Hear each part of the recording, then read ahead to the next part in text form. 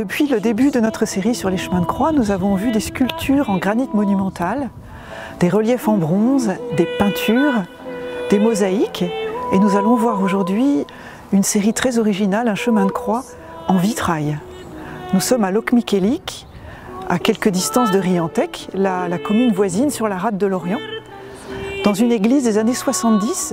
Elle est en forme de tente, comme cela se faisait parfois dans ces années-là, parce que la tente, c'est le tabernacle, au sens propre, c'est-à-dire le campement de Dieu qui vient habiter avec les hommes, surtout si on considère la vie terrestre comme un long pèlerinage vers la cité céleste. Pendant cette marche, Dieu vient nous accompagner et habiter au milieu de nous, camper avec nous.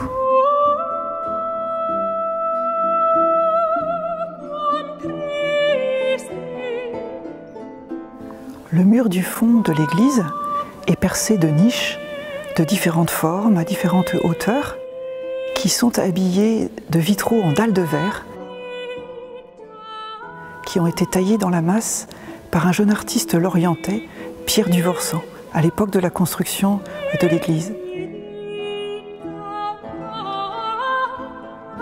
Alors ici, c'est un seul mur qui est concerné par ce chemin de croix, contrairement à ce que nous avions vu dans la séquence précédente à Riantec, et c'est le mur sud, puisque à notre époque on a un petit peu oublié le sens de l'orientation des églises.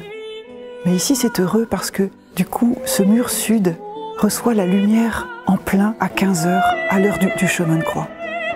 Et c'est toute la lumière naturelle qui vient illuminer le chemin de douleur du Christ. Et ça aussi c'est très symbolique. En effet, il existe toute une théologie du vitrail et du sens de la lumière qui a été élaborée, transcrite par l'abbé Sugère, qui était l'abbé de l'abbaye royale de Saint-Denis à l'aube du XIIe siècle. Et il a expliqué que Dieu étant une lumière parfaite, elle était éblouissante et que personne ne pouvait voir Dieu sans mourir évidemment. Mais que quand Dieu se donne à voir à travers le prisme des couleurs dans la nature créée, alors nous pouvons percevoir des parcelles de son mystère. Et ici, un chemin de croix, évidemment c'est difficile à comprendre. Pourquoi tant de souffrance ? Pourquoi ce don de soi-même est-il nécessaire? Il me semble que la lumière venant la traverser vient illuminer ce mystère, mais aussi ce qu'il représente, c'est-à-dire le mystère du mal dans nos vies. Et l'éclairant de la lumière divine, ça lui donne son sens. L'abbé Sugère disait aussi que ce sont les Écritures, la parole de Dieu, qui est la lumière pour nos pas. Il reprenait un psaume, mais il inscrivait dans les vitraux les textes sacrés pour que la lumière de Dieu, les traversant, vienne imprimer sa parole dans nos âmes, dans nos cœurs, dans notre intelligence.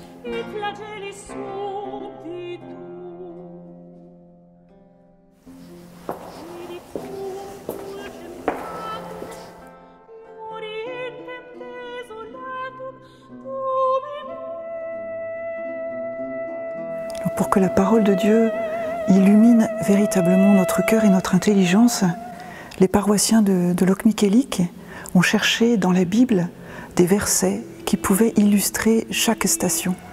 Et ils les ont inscrits au-dessous de chaque titre de station sur des petits panneaux en bois qui nous accompagnent sur le chemin pour que la parole de Dieu soit véritablement la lampe de notre route. Nous allons regarder ici les stations 8 et 9. À la 8e station, Jésus rencontre les femmes de Jérusalem. La 8e station est située entre deux chutes. À cet endroit, tandis que Jésus, dans des tonalités rouges et jaunes de son sacrifice, est comme écrasé dans des niches basses et horizontales, la 8e station émerge verticalement. Elle porte le bleu des larmes des femmes qui suivent Jésus. Elles sont trois. Peut-être les trois Maries, citées par les évangiles et représentées parfois dans les calvaires bretons.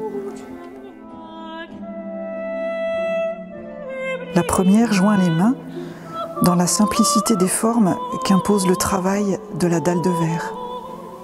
Elles sont comme une figure de la pitié, au même titre que Véronique, rencontrée dans une station précédente.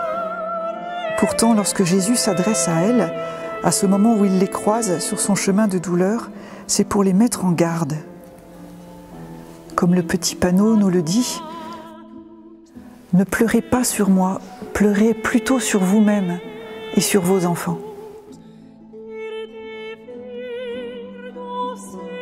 Que signifie cette phrase énigmatique ?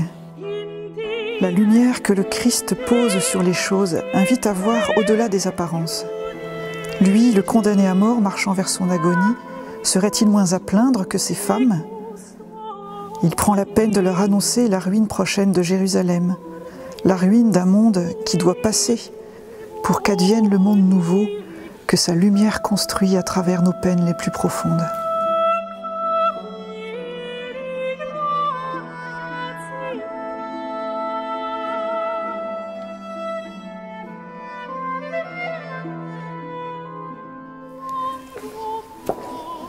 À la 9e station, Jésus tombe pour la 3e fois.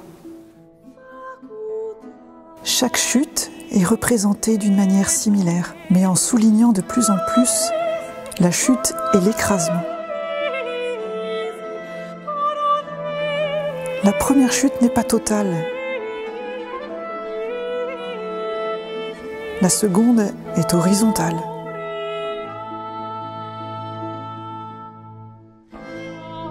Et dans la 3e, Jésus semble littéralement écrasé.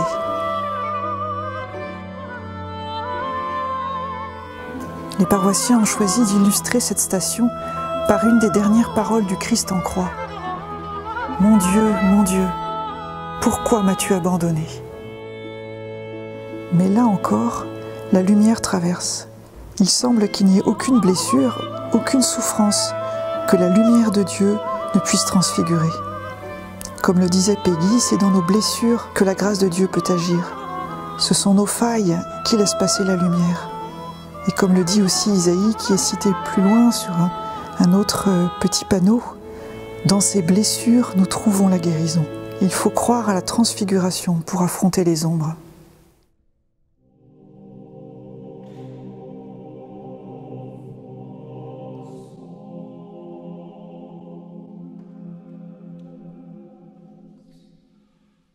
Fixons sur le Christ notre regard intérieur et invoquons-le d'un cœur ardent. Je te prie, Seigneur, dis à mon âme, je suis ton salut, dis-le afin que je l'entende. Sa voix réconfortante se noue au fil fragile de notre oui, et l'Esprit Saint, le doigt de Dieu, tisse la trame solide de la foi qui conforte et conduit. Suivre, croire, prier. Voici les pas simples et sûrs qui soutiennent notre marche tout au long du chemin de croix et qui nous laissent entrevoir, petit à petit, le chemin de la vérité, le chemin de la vie. Prions. Seigneur Jésus, tu nous invites à te suivre aussi en ton heure ultime. En toi se trouve chacun de nous. Et nous, en grand nombre, nous sommes un en toi. Ton heure est l'heure de l'épreuve de notre vie, dans ses aspects les plus rudes, les plus durs. C'est l'heure de la passion de ton Église et de l'humanité entière. C'est l'heure des ténèbres, quand les fondements de la terre ont tremblé et l'homme, parcelle de ta création, gémit et souffre avec elle. Quand les différents masques du mensonge raillent la vérité, quand le vide de sens et de valeur annule l'œuvre éducative, quand l'homme perd le chemin qui le conduit au Père et ne reconnaît plus en toi le beau visage de sa propre humanité. En cette heure s'insinue la tentation de la fuite, le sentiment du désarroi, le sentiment de l'angoisse, tandis que le tourment du doute ronge l'esprit et le rideau de l'obscurité descend sur l'âme. Et toi, Seigneur, qui lis dans le livre ouvert de notre cœur fragile, tu reviens nous demander ce jour comme un jour aux 12. Voulez-vous partir, vous aussi? Seigneur, nous ne pouvons ni ne voulons partir. car tu as les paroles de la vie éternelle. Toi seul, tu es la parole de vérité, et ta croix est la seule clé qui nous ouvre au secret de la vérité et de la vie. Nous te suivrons où que tu ailles. Dans cette adhésion réside notre adoration, tandis qu'à l'horizon du pas encore, un rayon de joie embrasse le déjà de notre marche. Amen.